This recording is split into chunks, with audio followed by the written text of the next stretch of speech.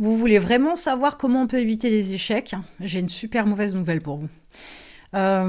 Profondément, quelque part, c'est impossible. C'est impossible parce que si vous déterminez que l'échec, dans vos croyances, vos pensées, si vous déterminez que l'échec, c'est négatif, c'est douloureux, c'est difficile, etc., je peux imaginer assez facilement que votre vie, elle doit être moche. Sérieusement, votre vie doit être moche. Parce que cette croyance-là vous fait voir les choses de manière négative, vous font appréhender vos actions, vos démarches, vos décisions, vos relations amicales, amoureuses, familiales, etc., avec toujours cette appréhension du côté négatif qui pourrait débouler à tout instant. En fait, c'est juste une croyance. Et c'est bien pour ça que j'ai créé le programme Mindset 365, l'expérience, Mindset 365. Je l'ai créé parce que tout n'est qu'une façon de voir les choses, un angle de vision. Il n'y a pas une vérité, il y a des vérités. Il y a des façons de voir différentes.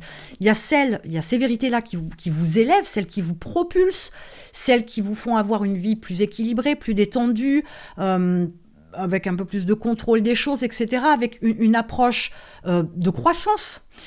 Et puis, il y a celle qui vous tire clairement vers le bas. Et si dans votre bouche, le mot échec est récurrent, vous êtes déjà sur une approche qui est négative.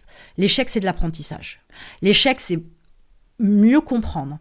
Alors, je bug un peu là-dessus, j'irai un peu plus loin. Je dirais que c'est mieux se comprendre.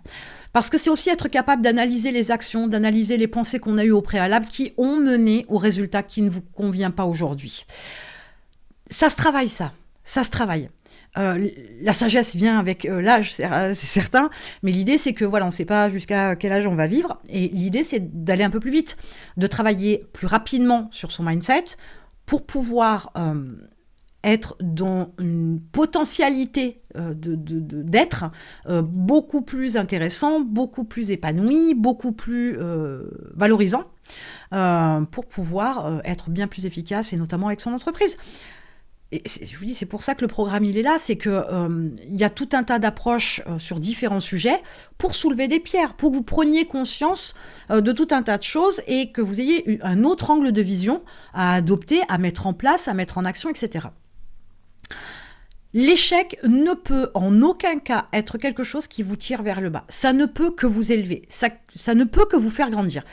Et mon petit tips d'aujourd'hui, ce serait plutôt mon astuce, plus qu'un tips, un tricks, serait de vous dire que le vocabulaire que vous employez traduit à lui tout seul, sans que vous vous en aperceviez, de manière assez inconsciente, traduit à lui tout seul votre état d'esprit.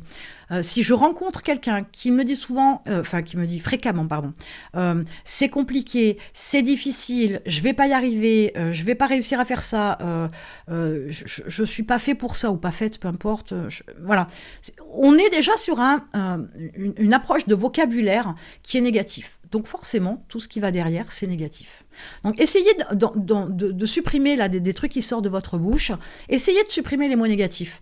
Et vous verrez que déjà qu'en supprimant ça, vous allez vous apaiser. Parce que ces mots, comme le mot échec, avec lequel il y a un ancrage, un sentiment, une émotion, une tension, et tout ça, c'est bien enregistré dans votre cerveau. À chaque fois que vous employez le mot échec, vous vous mettez la tension. À chaque fois que vous mettez le mot échec dans une phrase et que ça sort de votre bouche, vous vous mettez du stress et vous vous en rendez pas compte. Donc l'échec ne s'évite pas. Bien au contraire, vous devriez apprécier chaque échec.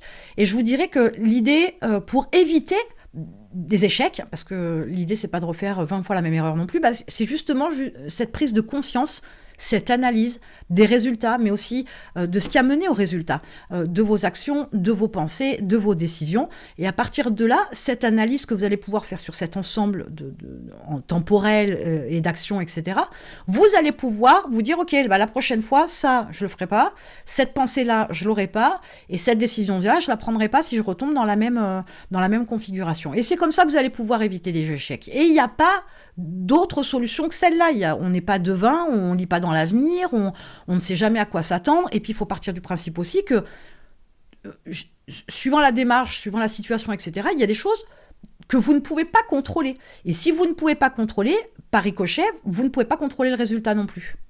On peut influencer, certes, j'entends bien, mais c'est pas un contrôle, c'est une influence, c'est pas la même chose. Donc le contrôle, il pourrait se faire sur toutes les parties concernées, sauf que c'est impossible, ou presque.